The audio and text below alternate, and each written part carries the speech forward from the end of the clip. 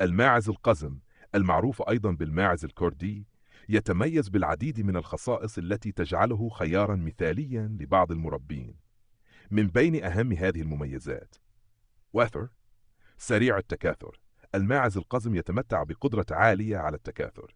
الإناث تستطيع أن تلد بشكل منتظم، وغالبا ما تنجب توائم، حيث يمكن أن تصل إلى 5 توائم في المرة الواحدة في بعض الحالات، وهو ما يعزز إنتاجيتها بشكل كبير.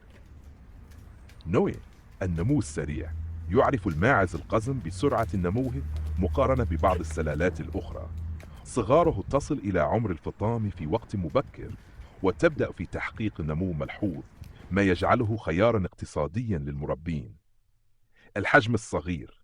نظرا لحجمها الصغير، لا تحتاج إلى مساحات واسعة للرعي أو التغذية، مما يجعلها مناسبة للتربية في المناطق ذات الموارد المحدودة.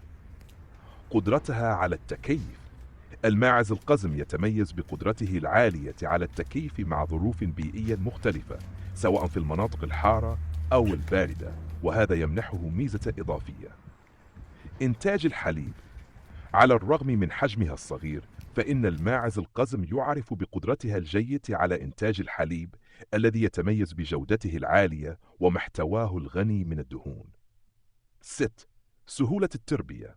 تعتبر هذه السلالة سهلة العناية، فهي مقاومة للعديد من الأمراض التي قد تصيب أنواع الماعز الأخرى، مما يقلل من تكاليف الرعاية الصحية. باختصار، أهم ميزاتها تتجلى في قدرتها على التكاثر السريع وإنجاب توائم، إلى جانب سرعة نموها وتكييفها مع الظروف المختلفة.